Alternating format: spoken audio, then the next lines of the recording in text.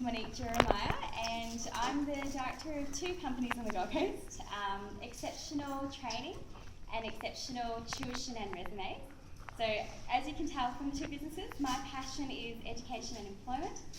I really love working with graduates who are going into their first job after their degree, and I also love working with tradesmen going to the mines. So through my experiences, I've managed to work with a lot of different clientele, both consumer and businesses, through the HR stream. My typical consumer sort of clients, which I work with, as I said, are graduates, tradesmen, professionals who are changing companies but still staying in the same sort of role. And what we do through that company is we write cover letters, resumes, LinkedIn profiles, and any kind of documentation which they need to apply for employment. So we may get a client, for example, who is applying for an advertised job, or they might be going for an expression of interest, which is basically where you're trying to create a job for yourself. So that's a typical client who you might work with from a recruitment perspective. We also deal with businesses as well. So sometimes we might have an agency who will approach us and ask us to do the resumes for some of their clients because they don't specialise in resume writing. And we also work with small businesses as well who are looking for local job seekers. So the company Exceptional Tuition and Resumes isn't your traditional recruitment agency. It's more a specialist boutique agency in just applying for employment. So we act on mainly on behalf of the job seeker as our main client, along with businesses just referring them prospective clients. So that's the difference in an industry side of things. Internally, as part of my role, I look after a lot of the recruitment and selection side of the business. So we recruit tutors every first and second semester at the beginning. So I look after basically all the documentation side. So going from writing the job advertisements to posting them out to any location, like whether it's online or offline. I write job descriptions, selection criteria. I look after the actual interviewing process as well. So either I would do like the phone calls for our prospective tutors. I do the face-to-face interviews. I do the resume screening as well, or I might give it to one of my team to screen before it gets to me.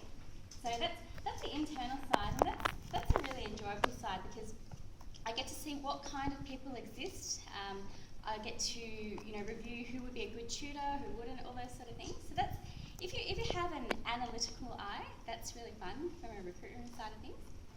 I also get to do the interviewing, so I really love interrogation in seeing how people can respond to my questions. But at the end of the day, my goal is to bring out the best in each candidate who comes to our business.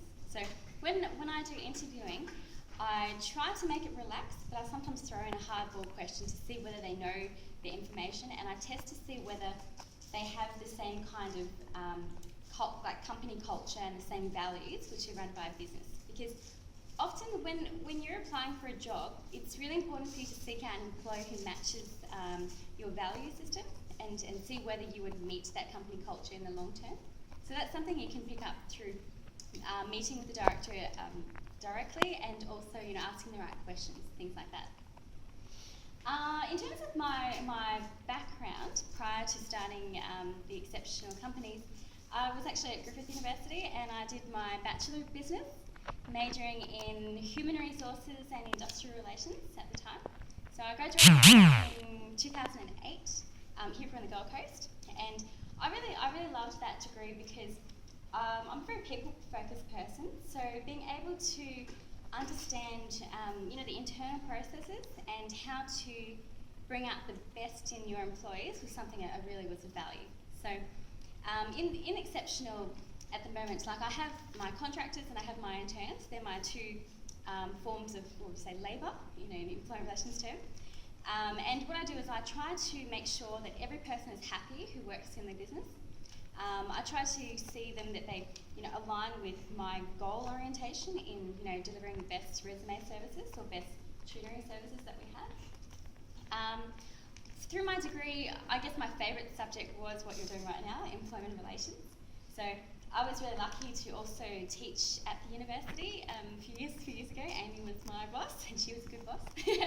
Didn't pay her to say that. It's true. So yes, employment relations was really, really useful because it gave me the opportunity to look at things from a objective perspective and identify, your rights in the workplace as an employee. And I found, when I went to work full time whilst I was starting my business from scratch, that I was able to identify good management and good leadership in the workplace. I was also able to identify, what your rights are as well as an employee, and how to identify how you can avoid conflict as much as you can. So the degree was really, really useful in a job seeker sense, I found, for myself. And it also gave me clarity into which industry I also wanted to work in, which essentially was employment. So that's part of my degree. So let's see, key skills. So if you're deciding to become a recruitment agency in the future, or start one yourself, or somewhere in that area, you need to have really good analytical skills, I think, because you've got to be able to analyse employment documentation and look at it from both the perspective of an employer and also a job seeker. Having the ability to also work in teams is really, really important, because sometimes, our agency is really busy, so I have to be able to, offload some of my duties onto other people and trust them to do that. And then at the end of the day, I then pick it up and check to make sure everything's going well. So being able to work functionally as a team is really, really important. What else? Being a good writer and having a strong eye for detail is really important too. So, in uni you do so many reports and essays. Those skills come in very, very handy if you're working in an employment environment, because you're constantly having to deal with businesses and job seekers, and when people are applying for employment, you've got to make sure that the documentation is spot on. Do you know what I mean? Because that's where you're being judged if you're a job seeker, whether your resume has got great English, that it's targeted, things like that.